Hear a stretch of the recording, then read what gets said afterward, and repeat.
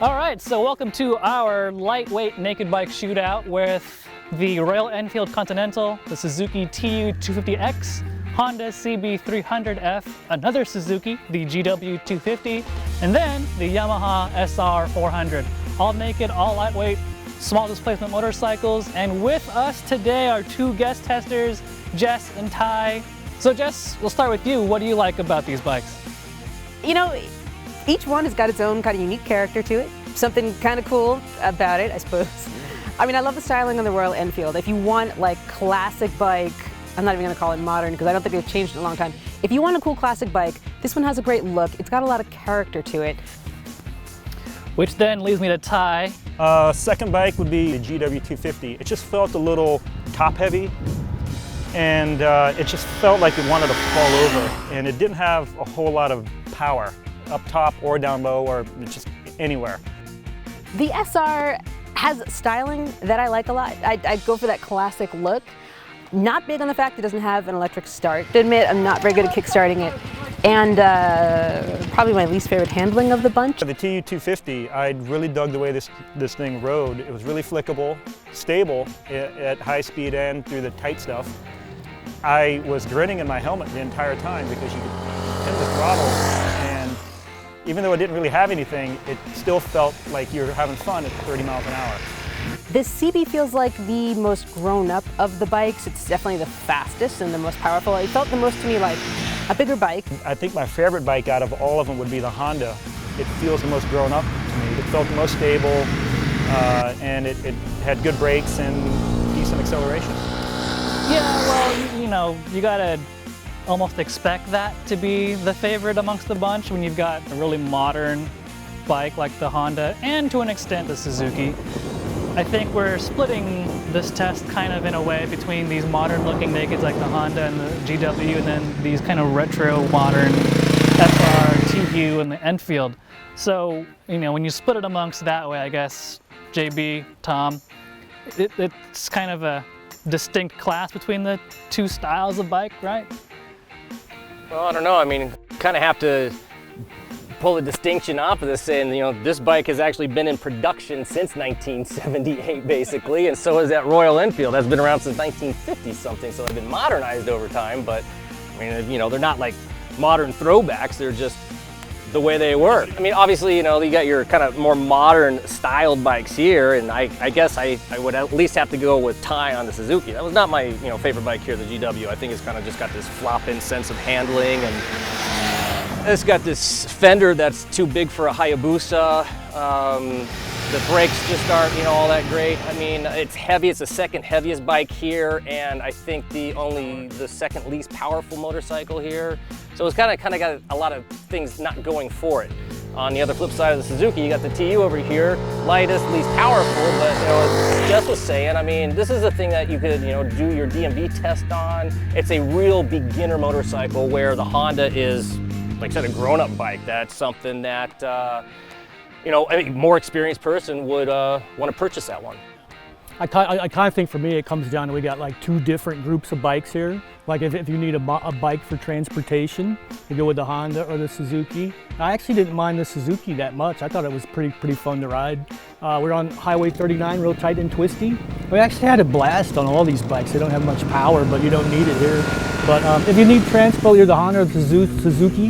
Have modern radial tires, and they go good on the freeway and everything. The other three are kind of like toys to me. Like the other three are kind of for people that already have a garage with a couple of other bikes in it that they ride a lot, and you just want like a backup thing to go around short hops around town. Not that you can't go distances on these, but I think I have to go with the Royal Enfield if it was me.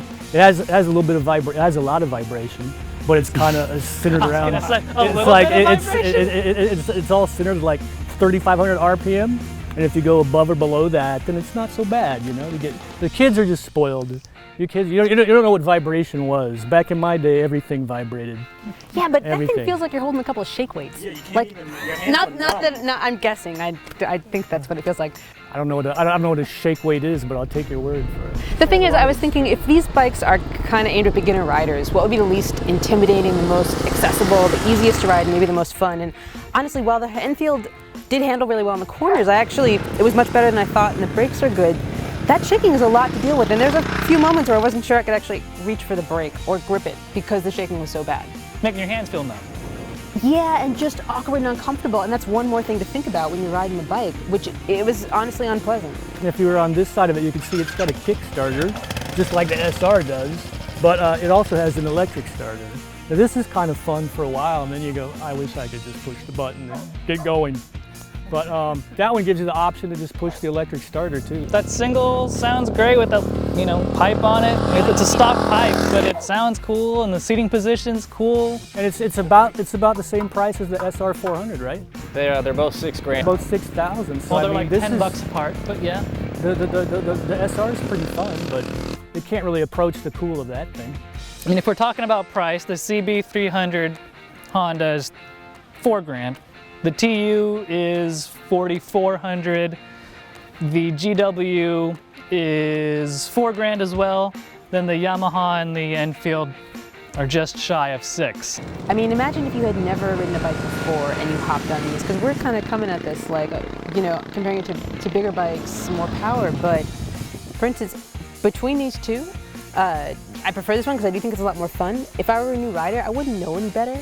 I would go ahead and go on the freeway in this thing. I started on a Nighthawk 250, and yeah, I took that thing on the freeway. I'm a smaller person, too. You could take that on the freeway, but you couldn't do 80 on it, I don't think. I probably wouldn't want to. If I'm a beginner rider, what do I care? If I can do 65, 70, I'm good. And it feels stable and planted.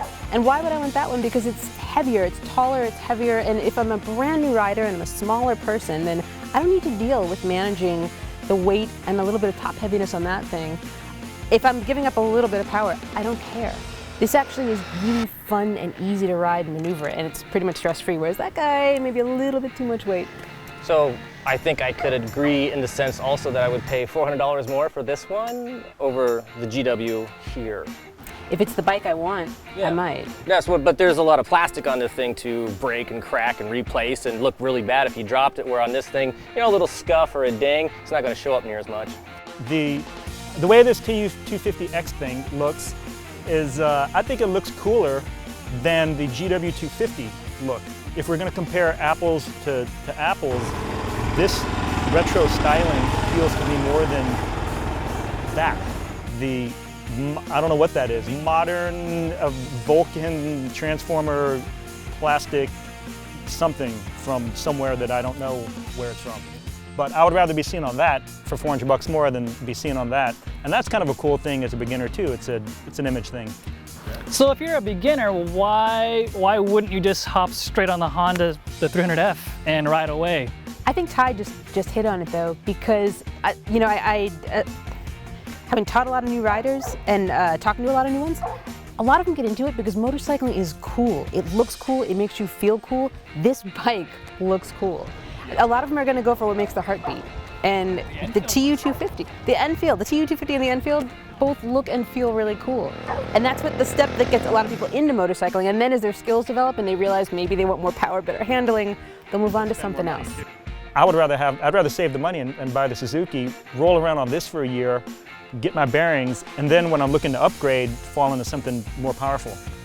Well, it's kind of funny because the Royal Enfield is the largest displacement bike that we have here, but it's only about 21 horsepower, and the Suzuki, the TU, is about 14.8. So we're only talking about 5 or 6 horsepower more out of a substantially larger bike and actually a substantially heavier motorcycle. So to justify paying the extra price is going to be a lot of just a mindset of like, ooh, I like that cafe racer look of the Enfield, which I sort of get. I'd also like to say though, actually the Yamaha was, I thought, a good handling motorcycle. It's nimble, it's light, it's thin. I had no problem with it, going through the twists. You just could go in confident and drag all kinds of stuff and had just an absolute blast on it. Where I stumble on this bike is, again, the asking price, $6,000 for kickstart only. I think, being that it's been in production for 40 years or so, a Yamaha could have updated it with a little electric starter. It'd be kind of unfair to the Royal Enfield though too, because then it's the torque monster of the bunch, isn't it? And it made like 27 foot-pounds at like 6 RPM too, didn't it? So it's the old-fashioned chuffer, and you totally ride it different than the other ones, right? You just put it in top gear and just kind of chug along I mean, on it. if you're new to motorcycles, but you're a tinkerer, you like to get your hands dirty in your garage, you're like a backyard mechanic, I think you might gravitate towards the Enfield. Everything's exposed, there's a lot of metal on it for you to customize. It does look cool. And it does look cool, and those singles, you know, there's lots of room to tinker around and just make some go-fast goodies and make the bike your own.